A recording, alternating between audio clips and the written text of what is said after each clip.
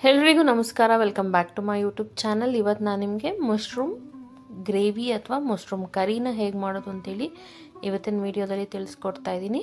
ಇದು ಭಾಳ ಸಿಂಪಲ್ ಮತ್ತು ಭಾಳ ಕಮ್ಮಿ ಇಂಗ್ರೀಡಿಯೆಂಟ್ಸ್ನ ಉಪಯೋಗಿಸ್ಕೊಂಡು ಯಾವುದೇ ರೀತಿಯಾದ ರುಬ್ಬೋದು ಬೇಡ, ಏನೂ ಬೇಡ, ಹಾಗೆ ಹೇಗೆ ಸಿಂಪಲ್ಲಾಗಿ ಮಾಡ್ಕೊಳ್ಬೋದು ಅಂತೇಳಿ ಇವತ್ತಿನ ವಿಡಿಯೋದಲ್ಲಿ ತಿಳಿಸ್ಕೊಡ್ತಾ ಇದ್ದೀನಿ.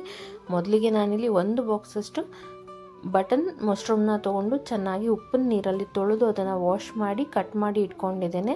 ನಂತರ ನಾನಿಲ್ಲಿ ಕ್ರಷ್ ಮಾಡಿರುವಂಥ ಬೆಳ್ಳುಳ್ಳಿ ತೊಗೊಂಡಿದ್ದೀನಿ, ಕರಿಬೇವಿನ ಸೊಪ್ಪನ್ನ ಜಾಸ್ತಿ ತೊಗೊಂಡಿದ್ದೀನಿ, ಮತ್ತು 2 ಈರುಳ್ಳಿನ ಸಣ್ಣದಾಗಿ ಕಟ್ ಮಾಡಿ ಇಟ್ಕೊಂಡಿದ್ದೀನಿ, ಖಾರಕ್ಕೆ ತಕ್ಕಷ್ಟು ಹಸಿಮೆಣಸಿನ್ಕಾಯಿ ತೊಗೊಂಡಿದ್ದೀನಿ, ಹಾಗೆ 3 ಟೊಮೆಟೊನ ನಾನು ಸಣ್ಣದಾಗಿ ಕಟ್ ಮಾಡಿ ಇಟ್ಕೊಂಡಿದ್ದೀನಿ. ನೀವು ಯಾವುದೇ ಮಶ್ರೂಮ್ನ ಯೂಸ್ ಮಾಡೋಕ್ಕಿಂತ ಮುಂಚೆ ಸ್ವಲ್ಪ ಉಪ್ಪಿನ ನೀರಲ್ಲಿ ಅದನ್ನು 2 ರಿಂದ 3 ನಿಮಿಷ ನೆನೆ ಇಟ್ಟು ನಂತರ ವಾಶ್ ಮಾಡಿ ಅದನ್ನು ಕಟ್ ಮಾಡಿಕೊಂಡು ಯೂಸ್ ಮಾಡಿ. ನಾನಿಲ್ಲಿ ಬಟನ್ ಮಶ್ರೂಮ್ನ ಯೂಸ್ ಮಾಡ್ತಾ ಇದ್ದೀನಿ. ನೀವು ಯಾವುದೇ ರೀತಿಯಾದ ಮಶ್ರೂಮ್ಸ್ನ ಕೂಡ ಇಲ್ಲಿ ಯೂಸ್ ಮಾಡ್ಬೋದು. ಇದು ತುಂಬ ಚೆನ್ನಾಗಿರುತ್ತೆ, ಭಾಳ ಸಿಂಪಲ್ ಮತ್ತು ಭಾಳ ಕ್ವಿಕ್ಕಾಗಿ ಆಗುತ್ತೆ. ಸೊ ಜಜ್ಜಿಟ್ಕೊಂಡಿರುವಂಥ ಬೆಳ್ಳುಳ್ಳಿ ಹಾಕೋದ್ರಿಂದ ಭಾಳ ಟೇಸ್ಟಿಯಾಗಿರುತ್ತೆ. ಮೊದಲಿಗೆ ನಾನೊಂದು ಪ್ಯಾನ್ನ ಬಿಸಿಗೆ ಇಟ್ಕೊಳ್ತಾ ಇದ್ದೀನಿ.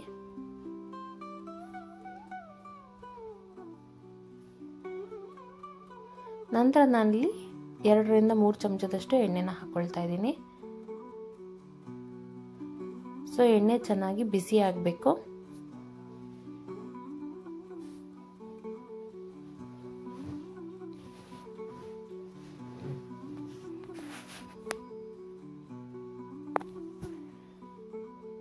ಎಣ್ಣೆ ಚೆನ್ನಾಗಿ ಬಿಸಿಯಾದ ನಂತರ ನಾನಿಲ್ಲಿ ಸಾಸಿವೆನ ಹಾಕ್ಕೊಳ್ತಾ ಇದ್ದೀನಿ.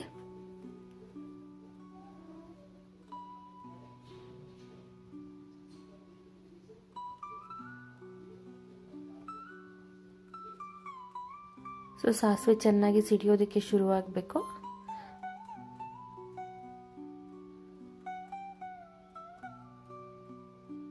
ನಂತರ ನಾನಿಲ್ಲಿ ಜೀರಿಗೆನ ಹಾಕ್ಕೊಳ್ತಾ ಇದ್ದೀನಿ.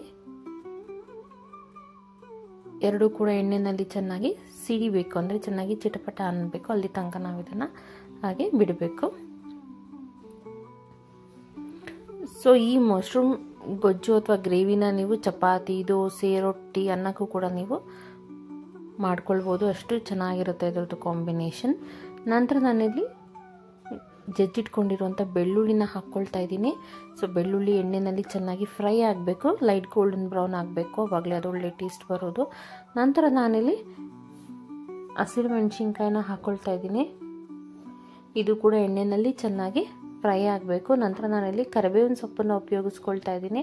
ನೀವು ಆದಷ್ಟು ಕರಿಬೇವಿನ ಸೊಪ್ಪನ್ನು ಜಾಸ್ತಿ ಹಾಕ್ಕೊಳ್ಳಿ, ಬಹಳ ರುಚಿಯಾಗಿರುತ್ತೆ ಅದು ಎಣ್ಣೆಯಲ್ಲಿ ಫ್ರೈ ಆದರೆ.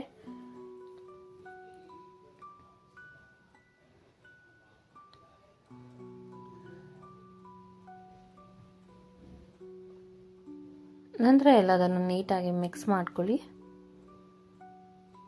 ಸೊ ಯಾರೆಲ್ಲ ನನ್ನ ಚಾನಲ್ನ ಸಬ್ಸ್ಕ್ರೈಬ್ ಮಾಡ್ಕೊಂಡಿಲ್ಲ ಸಬ್ಸ್ಕ್ರೈಬ್ ಮಾಡ್ಕೊಳ್ಳಿ. ಯಾಕೆ ಪಕ್ಕದಲ್ಲಿರುವಂಥ ಬೆಲ್ ಬಟನ್ನ ಕ್ಲಿಕ್ ಮಾಡಿದ್ರೆ ನಾನು ಹಾಕುವಂಥ ಈ ಎಲ್ಲ ವೀಡಿಯೋಸ್ ಅಪ್ಡೇಟ್ಸ್ ನಿಮಗೆ ಸಿಗುತ್ತೆ. ಯಾವುದೇ ವೀಡಿಯೋಸ್ ಕೂಡ ಸ್ಕಿಪ್ ಆಗಲ್ಲ, ಎಲ್ಲ ವೀಡಿಯೋಸ್ ನೋಟಿಫಿಕೇಷನ್ ನಿಮಗೆ ಮೊದಲಿಗೆ ಬರುತ್ತೆ. ನಂತರ ನಾನಿಲ್ಲಿ ಈರುಳ್ಳಿ ಹಾಕ್ಕೊಂಡು ಅದನ್ನು ಕೂಡ ಚೆನ್ನಾಗಿ ಹುರ್ಕೊಳ್ತಾ ಇದ್ದೀನಿ. ಇದರಲ್ಲಿರುವಂಥ ಹಸಿ ವಾಸನೆ ಹೋಗೋ ತನಕ, ಈರುಳ್ಳಿ ಟ್ರಾನ್ಸ್ಪರೆಂಟ್ ಆಗೋ ತನಕ ನಾವು ಇದನ್ನು ಈ ರೀತಿ ಹುರ್ಕೊಳ್ಬೇಕು.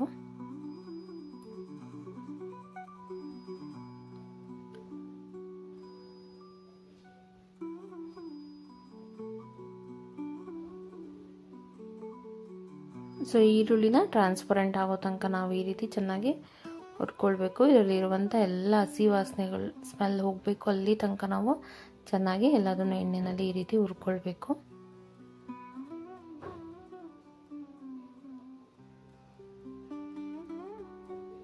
ನಂತರ ನಾನಿಲ್ಲಿ ತೊಳೆದು ಕಟ್ ಮಾಡಿ ಇಟ್ಕೊಂಡಿರುವಂಥ ಮಶ್ರೂಮ್ನ ಹಾಕ್ಕೊಳ್ತಾ ಇದ್ದೀನಿ. ನಾನು 1 ಬಟನ್ ಮಶ್ರೂಮ್ನ 4 ಭಾಗಗಳಾಗಿ ಕಟ್ ಮಾಡ್ಕೊಂಡಿದ್ದೀನಿ. ಸೊ ನೀವು ಯಾವ ಸೈಜ್ ಮಶ್ರೂಮ್ನ ಯೂಸ್ ಮಾಡ್ತಿದ್ರೋ ಅದ್ರ ತಕ್ಕಾಗಿ ನೀವು ಅದನ್ನು ಕಟ್ ಮಾಡ್ಕೊಳ್ಬೋದು. ಸೊ ಯಾವುದೇ ಮಶ್ರೂಮ್ನ ಯೂಸ್ ಮಾಡಬೇಕಾದ್ರೆ ಆದಷ್ಟು ಅದನ್ನು ಉಪ್ಪಿನ ನೀರಲ್ಲಿ ಚೆನ್ನಾಗಿ ತೊಳೆದು ಉಪಯೋಗಿಸಿ. ನೋಡಿ ಈ ರೀತಿ ಚೆನ್ನಾಗಿ ಎಲ್ಲದನ್ನು ನಾವು ಬಾಡಿಸ್ಕೊಳ್ಬೇಕು. ಇದು ಕೂಡ ಎಣ್ಣೆಯಲ್ಲಿ ಚೆನ್ನಾಗಿ ಫ್ರೈ ಆಗಬೇಕು.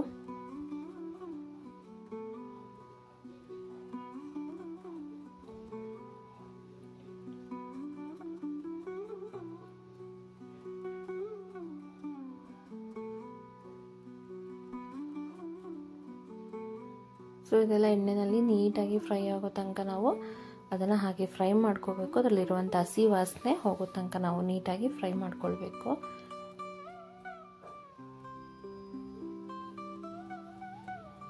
ನಂತರ ನಾನಿಲ್ಲಿ ಸ್ವಲ್ಪ ಅರಿಶಿಣದ ಪುಡಿ ಹಾಕೊಳ್ತಾ ಇದ್ದೀನಿ. ಅದನ್ನು ಕೂಡ ನಾವು ಚೆನ್ನಾಗಿ ಮಿಕ್ಸ್ ಮಾಡಿಕೊಂಡು ಈ ರೀತಿ ಹುರ್ಕೋಬೇಕು. ನಾನೀಗ ಆಲ್ರೆಡಿ ಹೇಳಿರೋದ್ರಿಂದ ಇದಕ್ಕೆ ನಾವು ಯಾವುದೇ ರೀತಿಯಾದ ರುಬ್ಕೊಳ್ಳುವಂಥ ಮಸಾಲೆ ಏನೂ ಇಲ್ಲ. ಇದೆಲ್ಲ ಹಾಗೆ ಇರುವಂಥ ಮಸಾಲೆಗಳನ್ನು, ಡ್ರೈ ಮಸಾಲೆಗಳನ್ನು ಹಾಕ್ಕೊಂಡು ಮಾಡ್ಕೊಳ್ಳೋದು ಭಾಳ ಕ್ವಿಕ್ಕಾಗಿ ಆಗುತ್ತೆ ಮತ್ತು ಭಾಳ ಸಿಂಪಲ್ ಕೂಡ, ತುಂಬ ಟೇಸ್ಟಿಯಾಗಿರುತ್ತೆ. ದೋಸೆ, ಚಪಾತಿ, ರೊಟ್ಟಿ, ಅನ್ನಕ್ಕೆ ಎಲ್ಲದಕ್ಕೂ ಇದೊಳ್ಳೆ ಕಾಂಬಿನೇಷನ್ ಅಂತಲೇ ಹೇಳ್ಬೋದು. ಅಷ್ಟು ರುಚಿಯಾಗಿರುತ್ತೆ, ಭಾಳ ಕ್ವಿಕ್ಕಾಗುತ್ತೆ. 5 ರಿಂದ 10 ನಿಮಿಷದೊಳಗಡೆ ನಾವು ಇದನ್ನು ಮಾಡ್ಕೊಳ್ಬೋದು. ನಂತರ ನಾನಿಲ್ಲಿ ಸ್ವಲ್ಪ ಧನಿಯಾ ಪುಡಿನ ಹಾಕ್ಕೊಳ್ತಾ ಇದ್ದೀನಿ.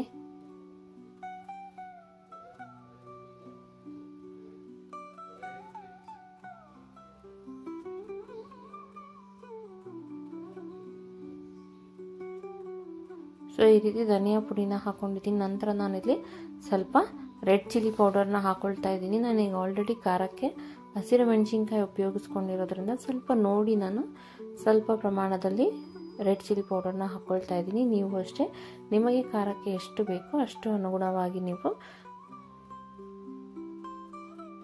ಕೆಂಪು ಮೆಣಸಿನ್ಕಾಯಿ ಪುಡಿನ ಸೇರಿಸ್ಕೊಳ್ಬೋದು. ನಂತರ ನಾನಿಲ್ಲಿ ಸ್ವಲ್ಪ ಗರಂ ಮಸಾಲೆನ ಉಪಯೋಗಿಸ್ಕೊಳ್ತಾ ಇದ್ದೀನಿ.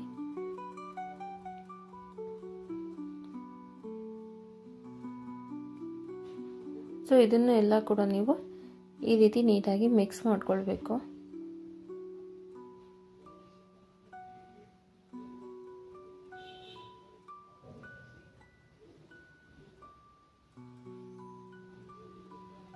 ಸೊ ಎಲ್ಲದರದ್ದು ಹಸಿ ವಾಸನೆ ಹೋಗಬೇಕು, ಅಲ್ಲಿ ತನಕ ನಾವು ಈ ರೀತಿ ಅದನ್ನೆಲ್ಲ ಫ್ರೈ ಮಾಡ್ಕೊಳ್ಬೇಕು. ಸೊ ಎಲ್ಲ ಮಸಾಲೆ ನೀಟಾಗಿ ಮಿಕ್ಸ್ ಆಗಿ ಅದರಲ್ಲಿರುವಂಥ ಹಸಿ ವಾಸನೆ ಹೋಗೋ ತನಕ ನಾವು ಚೆನ್ನಾಗಿ ಈ ರೀತಿ ಹುರ್ಕೊಳ್ಬೇಕು.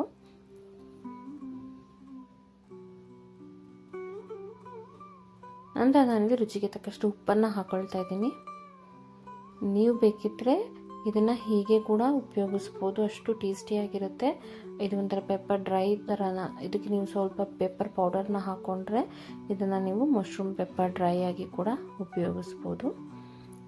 ನೋಡಿ ಈ ರೀತಿ ಚೆನ್ನಾಗಿ ಎಲ್ಲದನ್ನು ಮಿಕ್ಸ್ ಮಾಡ್ಕೊಳ್ಬೇಕು.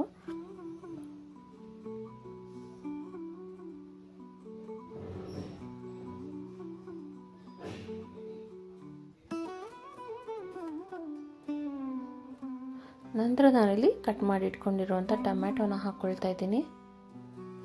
ನಾನಿಲ್ಲಿ 3 ಟೊಮ್ಯಾಟೋನ ಕಟ್ ಮಾಡಿ ಹಾಕ್ಕೊಳ್ತಾ ಇದ್ದೀನಿ. ಸೊ ಇದನ್ನು ಕೂಡ ಚೆನ್ನಾಗಿ ಮಿಕ್ಸ್ ಮಾಡ್ಕೊಳ್ಬೇಕು.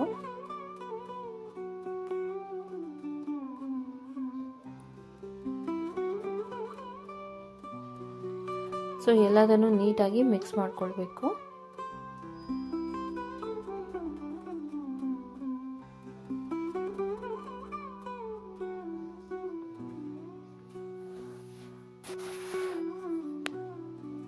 ನೋಡಿ ಈ ರೀತಿ ಎಲ್ಲದನ್ನು ನೀಟಾಗಿ ಮಿಕ್ಸ್ ಮಾಡ್ಕೊಳ್ಬೇಕು.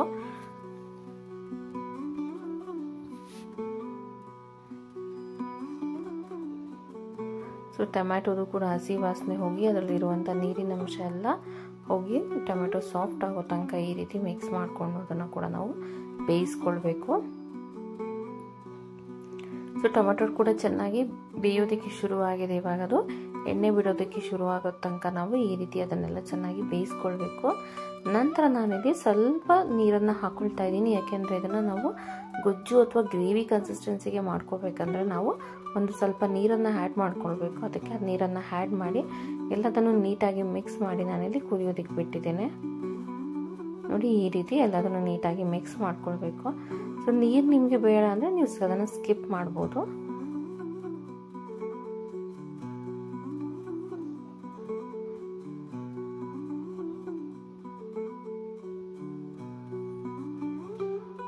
ನಂತರ ನಾನು ಇದನ್ನು ಹೀಗೆ ಬೇಯೋದಕ್ಕೆ ಬಿಟ್ಟಿದ್ದೀನಿ. ಇವಾಗ ನಾನು ಯಾವಾಗ ಇದು ಕುದಿಯೋದಕ್ಕೆ ಶುರುವಾಗುತ್ತೆ ಆವಾಗ ನಾವು ಲಿಡ್ಡನ್ನು ಕ್ಲೋಸ್ ಮಾಡಿ ಒಂದು 2 ರಿಂದ 3 ನಿಮಿಷ ಅದನ್ನು ಹಾಗೆ ನಾವು ಬೇಯಿಸ್ಕೊಳ್ಬೇಕು. ಸೊ ಇವಾಗ ಇದೆಲ್ಲ ಆಲ್ಮೋಸ್ಟ್ ಚೆನ್ನಾಗಿ ಬೆಂದಿದೆ ನೋಡ್ಬೋದು ನೀವು. ಇದನ್ನು ಈ ರೀತಿ ಮಿಕ್ಸ್ ಮಾಡ್ಕೊಳ್ಬೇಕು ನಾವು. ಸೊ ಇವಾಗ ಮಶ್ರೂಮ್ ಗ್ರೇವಿ ಅಥವಾ ಕರಿ ರೆಡಿ ಆಗಿದೆ. ಇದನ್ನು ಚಪಾತಿ, ದೋಸೆ, ರೊಟ್ಟಿ ಮತ್ತು ಅನ್ನದ ಜೊತೆ ನೀವು ಇದನ್ನು ಉಪಯೋಗಿಸ್ಬೋದು. ಸೊ ನೀವು ಟ್ರೈ ಮಾಡಿ ಹೇಗೆ ಬಂತಂತ ಹೇಳಿ ನನಗೆ ಕಮೆಂಟ್ ಸೆಕ್ಷನಲ್ಲಿ ತಿಳಿಸಿ. ಹಾಗೆ ಸಬ್ಸ್ಕ್ರೈಬ್ ಮಾಡೋದನ್ನು ಮರಿಬೇಡಿ. ಪಕ್ಕದಲ್ಲಿರುವಂಥ ಬೆಲ್ ಬಟನ್ನ ಕ್ಲಿಕ್ ಮಾಡಿದ್ರೆ ನಾನು ಹಾಕುವಂಥ ಎಲ್ಲ ವಿಡಿಯೋಸ್ ನೋಟಿಫಿಕೇಷನ್ ನಿಮಗೆ ಸಿಗುತ್ತೆ. Thank you.